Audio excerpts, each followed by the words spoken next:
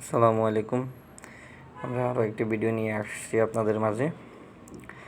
আসলে এই ভিডিওটি হচ্ছে যে আমরা দৈনন্দিন ব্যবহারের ক্ষেত্রে অনেক সময় অনেক ইংরেজি বলে ফেলি, অথচ আমরা সেটা অর্থ জানি না কিংবা জানতেও চেষ্টা করি না। এখন আমরা আমাদের একদম সহজ দৈনন্দিন চলাফেরার জন্য এরকম 10টি বাক্য আপনাদের মধ্যে উপস্থাপন করতে চাচ্ছি। তো সেই ক্ষেত্রে হচ্ছে যে কি আপনারা আশা করি যে যদি নিত্য নতুন কোনো এরকম ভিডিও পেতে চান ইংরেজির জন্য, তো আমাদের চ্যানেলটি সাবস্ক্রাইব করে পাশে থাকবেন। আশা করি ভবিষ্যতে অনেক ভালো ভালো ভিডিও নিয়ে আসবে ইনশাল্লাহ। এখন আপাতত আমরা প্রাইমারি স্টেজে আছি, সেজন্য আমাদের ভিডিওগুলো অত সুন্দর হচ্ছে না এবং হচ্ছে যে রেজুলেশনগুলো ভালো হচ্ছে না। এই জন্য আমরা আন্তরিকভাবে দুঃখিত।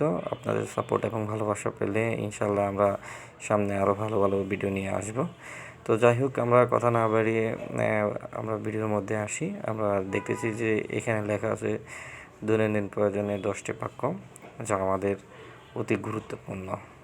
প্রথমটা হচ্ছে কি, আমি এটা ভেবে দেখব। এটা হচ্ছে যে ইংরেজিতে কী হতে পারে। তো আপনি অবশ্যই সবসময় মাঝে মধ্যেই বলেন যে অন্য কারোরও বলতে পারেন যে আমি এটা ভেবে দেখব। হ্যাঁ, তো সেক্ষেত্রে এটা ইংলিশে এইভাবে বলতে পারেন যে I will think about it. আমি এটা পরবর্তীতে ভেবে দেখব। যখন উইলটা বসার মূল কারণটা হচ্ছে, যখন আমরা ভবিষ্যতে কোনো কিছু করব সেক্ষেত্রে আমরা উইল বসাবো।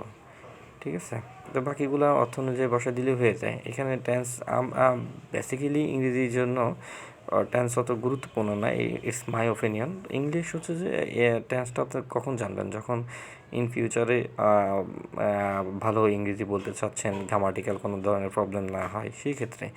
এখন আপনি যখন আপনার ফ্লুয়েন্সি বাড়াতে চেষ্টা করবেন, সেক্ষেত্রে আপনি আপাতত কোনো রকমই ইংলিশটা বলার চেষ্টা করুন, বলতে থাকুন, বলতে বলতে ইনশাল্লাহ একদিন দেখবেন যে খুব ভালোভাবে ইংরেজিতে বলতে পারছেন। যেটাকে আমরা আসলে ইংরেজিতে বলতে পারি practice makes a man perfect. আসলে প্র্যাকটিস ছাড়া কখনোই কোনো কিছু করা সম্ভব না। তো আমরা দ্বিতীয় সেন্টেন্সে যাই। আমরা দ্বিতীয় সেন্টেন্সে লেখা আছে কি, আমি পরে যাব। এটার ইংরেজি এরকমটা হতে পারে আই উইল গো লেটার। যেহেতু পরে মানে ইন ফিউচার ভবিষ্যতের কথা বলছে, সেক্ষেত্রে আমি উইল ব্যবহার করতে পারি, আই উইল গো লেটার, আমি পরে যাব। এবং 3 নম্বরে লেখা আছে কি, আমি এটা পরে করব। পরে কোনো কিছু পরে ভবিষ্যতে এরকমটা বোঝালেই হচ্ছে যে আমরা অবশ্যই উইল লাগাবো। মানে ভবিষ্যতে কোনো কিছু বললেই আমরা উইল ব্যবহার করব। আই উইল ডু লেটার, আমি এটা পরে করব। 4 নাম্বার হচ্ছে যে কি, আমি এটা পরে কিনবো। হ্যাঁ, পরে কিনবোর ক্ষেত্রে হচ্ছে যে I will buy it later.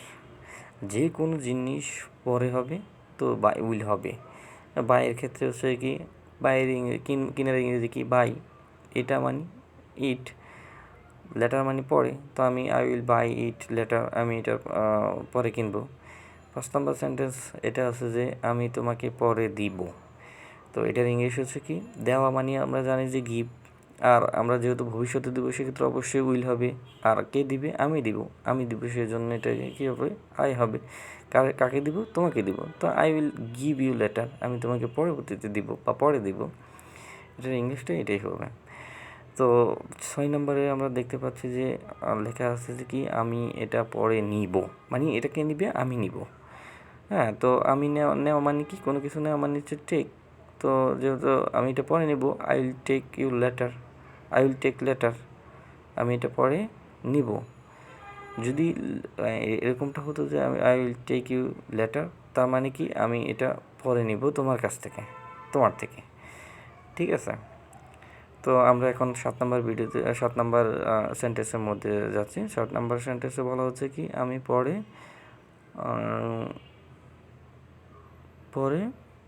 থাকবো। তো এটার ইংলিশে হবে কি, আই উইল স্টে লেটার, আমি পরে থাকবো। এভাবেই হচ্ছে যে আমাদের নিত্য নতুন বাক্যগুলো যখনই আমরা এগুলা শিখবো, প্রতিদিন শিখবো এবং প্র্যাকটিস করব, আমরা অবশ্যই ইংরেজিতে খুব ভালোভাবে কথা বলতে পারবো।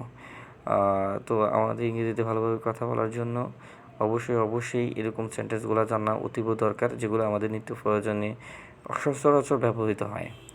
ঠিক আছে, সো এগুলো জানবেন ইভেন অবসর সময়গুলোতে ভোকাবুলারি শেখার চেষ্টা করবেন। অর্থ না জানলে কোনো কিছুই সম্ভব না। আর আপনার সম্পূর্ণ সেন্টেন্স যে এর সাথে মিলতে হবে, টেন্সের সাথে মিলতে হবে, ভয়েসের সাথে পার্টস অফ স্পিচ এগুলো ফলো আপ করতে হবে এমনটা কিন্তু নয়। আপনি অবশ্যই প্রথমে বলতে থাকুন, বলতে বলতে ইনশাল্লাহ হয়ে যাবে।